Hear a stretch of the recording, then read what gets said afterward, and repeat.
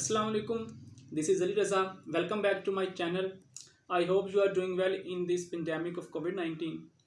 आज की जो मैं ये वीडियो लेके आया हूँ, ये अक्सर मुझसे सवाल पूछा जा रहा था कि सर CSS जो एस्पिरेंट्स हैं, हम अमेरिकन हिस्ट्री और इंडो पाक हिस्ट्री में से हम कौन सा सब्जेक्ट चूज़ करें।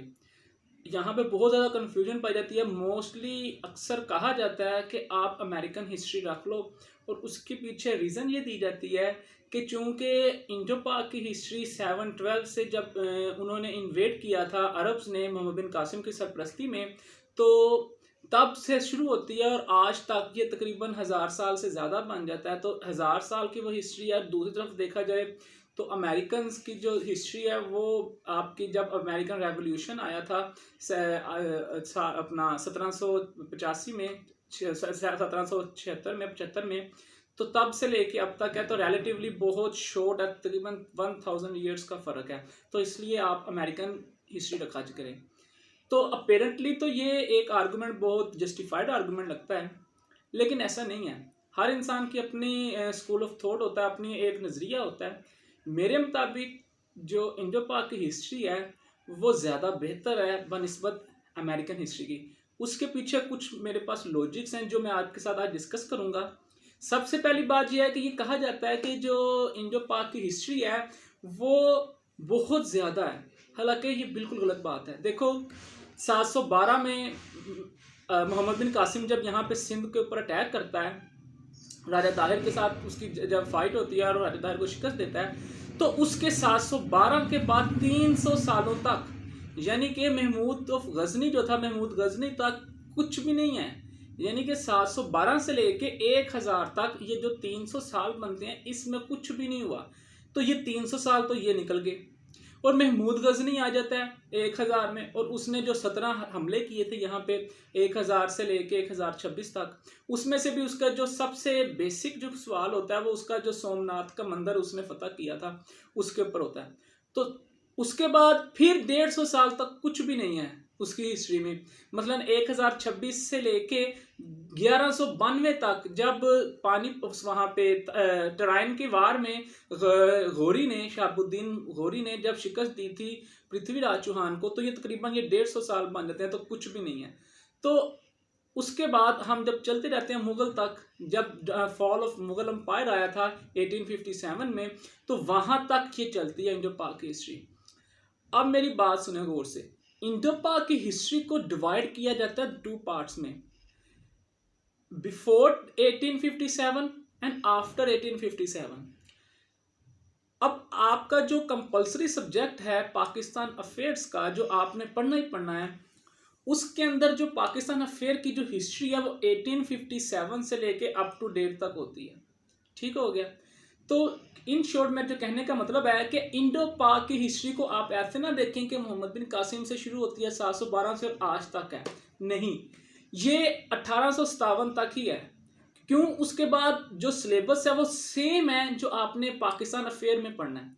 तो वो आपको एक पाकिस्तान अफेयर में जब आप पढ़ लोगे तो फिर आपको बार बार यहाँ पे पढ़ना नहीं पड़ेगा। एक ये बात है। और दूसरी बात, अगर हम इसको डिवाइड करें ना, तो इंडो पाक के जो महमूद बिन कासिम से लेके जो 1857 की जंग आज़ादी थी, वार ऑफ इंडिपेंडेंस थी 1857 में जो लड़ी गई, सिर्फ और सिर्फ 10 से 11 जो क्वेश्चन है वो इम्पोर्टेंट है, उसके अलावा कुछ भी नहीं है। जबकि अगर हम इसको रिलेट करते हैं, जब हम इसको कंपेयर करते हैं यूएस हिस्ट्री के साथ, तो वहाँ पे बहुत कुछ है। वहाँ पे एक सबसे बड़ी जो हमें जो कन्फ्यूजन होती है, जो सबसे बड़ा मसला आता है, वो ये है कि उनके नाम याद रखना, जो अमेरिकन प्रेसिडेंट्स थे, क्योंकि वो प्रेसिडेंशियल सिस्टम है, वहाँ पे प्रेसिडेंशियल डेमोक्रेसी है। तो वहाँ पे जो प्रेसिडेंट है 4 साल के इलेक्ट होता है, फिर 4 साल, यानी कि तकरीबन जितने उनके प्रेसिडेंट आए हैं उन्होंने अपने जो टेन्योर है वो 2 टेन्योर पूरे किए हैं, तीसरा तो वो इलेक्ट ही नहीं हो सकता, 2 दफ़ा इलेक्ट हो सकता है। तो वो इतने ज़्यादा हैं कि एक तो हमें उनके नाम नहीं पता, ऊपर से वो इतने ज़्यादा हैं, फिर उन्होंने जो वर्क्स किए हैं वो बहुत ज़्यादा हैं। तो वो एक किस्म की ना स्टूडेंट के माइंड में खिचड़ी पक जाती है। पर्सनली जब मैंने पढ़ा था तो मेरे साथ ये बहुत ज़्यादा इशू हुआ था। लेकिन अगर हम इसको इंडो पाक की हिस्ट्री को पढ़े ना देखें, महमूद गजनी कहीं ना कहीं मस्जिद में या उलेमा से या आपने अपनी सोशल एटमॉस्फेयर में अपने जो गैदरिंग है उसके अंदर आप सुना होगा। फिर महमूद गजनवी का भी आपने पढ़ा हुआ है। उसके बाद जब दिल्ली सल्तनत आ जाती है उसके मतलब भी अक्सर औकात पड़ा होता है। उसके बाद जो इंपॉर्टेंट है अलाउद्दीन खिलजी, उसके मतलब भी पता है। पद्मावत इंडिया ने जो मूवी जिसके ऊपर बनाई थी। तो इस तरह से फिर मुगल अंपायर आ जाता है, अकबर है, शाहजहां है, जहांगीर है। तो ये वो नाम है जो कि उसके बाद उससे पहले जो सूरी खानदान था उसने जो, तो ये वो है शेरशाह सूरी जिसको है। तो ये वो चीज़ें हैं जो कि हम कुछ ना कुछ हमें उनके नाम पता होते हैं, हमने कुछ ना कुछ सुना होता है। तो कम से कम इनको नाम याद रखने में हमारे लिए कोई ज़्यादा मुश्किल नहीं होती और हम बड़े आराम से सीक्वेंस में पढ़ लेते हैं। देखें, अब बात रही कि मैंने भी जब पहले कहा है कि सिर्फ 10 से 12-11 टॉपिक होते हैं जो कि सिर्फ तैयार करने होते हैं और आपका क्वेश्चन तैयार हो जाता है। मसलन अगर हम मोहम्मद बिन कासिम से शुरू करते हैं तो मोहम्मद बिन कासिम के 2 क्वेश्चन आते होते हैं कि कॉजेज ऑफ अटैक, कि वाई मोहम्मद बिन कासिम अटैक्ड सिंध, कि मोहम्मद बिन कासिम ने अटैक क्यों किया था और उसके कॉन्सिक्वेंसेज यानी कि आफ्टर मैथ क्या थे, क्या असरात हुए थे। ठीक हो गया। उसके बाद गजनी आ जाता है, महमूद गजनी, और उसका क्या, उससे पहले कुछ भी नहीं है। महमूद गजनी का थोड़ा सा एक सिर्फ क्वेश्चन है कि इंपॉर्टेंस ऑफ महमूद गजनी के, महमूद गजनी के यहाँ पे जो फतुहात थी उसकी क्या अहमियत है। फिर गोरी के मतलब भी कोई इतना अहम नहीं है। उसके बाद दिल्ली सल्तनत में भी बलबन है एक, ठीक हो गया, मैं एक मोहम्मद बिन कासिम, उसके बाद गजनी, बलबन जो दिल्ली सल्तनत के अंदर से था। उसके बाद खिलजी खानदान, अलाउद्दीन खिलजी उसके अंदर आया था 4। उसके बाद क्वेश्चन आता है कि 13 और 14 सेंचुरी में सूफीज़म का कितना किरदार रहा था इस्लाम को प्रमोट करने में ये बड़े सब कॉन्टिनेंट में। ठीक हो गया। उसके बाद कुछ भी नहीं है। उसके बाद आपका मुगल अंपायर के पास चले जाते हैं, बाकी बीच में वो आते तो हैं लेकिन वो इतने इंपॉर्टेंट नहीं है। उसके बाद सीधा आकर बाबर आया था और वो 1526 में जो पानीपत की जंग हुई थी, तो बस बाबर आ जाता है। उसके बाद शेरशाह सूरी और उसकी रिफॉर्म्स थी। उसके बाद अकबर, जहांगीर, बस। और उसके बाद उसके आता है कि मुगल पॉलिसीज और कॉजेज ऑफ मुगल डिक्लाइन।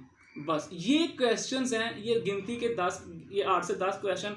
ये क्वेश्चन अच्छे तरीके से इंसान तैयार कर ले तो आपका इंडो पाक का क्वेश्चन तैयार हो जाता है, मीनिंग का पेपर तैयार हो जाता है। और बाकी रही कि 1857 से ऑनवर्ड, तो वो तो आपने वैसे भी तैयार करना होता है पाकिस्तान अफेयर की शक्ल में। तो अगर मैं इस अपनी बात को कंक्लूड करूँ नेटशेल में, तो मैं ये कहूँगा कि अमेरिकन हिस्ट्री अपेरेंटली तो लगती है सिर्फ 300 साल है और इंडो पाक हिस्ट्री लगती है कि ये 1000 साल से ज़्यादा, 712 से लेके आज तकरीबन 1500 साल, 1450 साल बन जाते हैं। लेकिन ऐसा नहीं है, मैंने आपको सारी बातें बता दी हैं। तो अगर मेरी सजेशन जो अगर आपको हो तो मैं आपको ये सजेस्ट करूँगा कि इंडो पाक CSS के अंदर पढ़ो। उससे फ़ायदा यह है कि हमें कम से कम अपनी हिस्ट्री के मतलब पता चलता है। दूसरी बात यह है कि वो आसान है, वो हमारे साथ उनकी एक्वेंटेंस है, हमें उनके कम से कम नाम, कुछ नहीं तो हमने उनके नाम कहीं ना कहीं कुछ ना कुछ सुने हुए हैं सारा कुछ।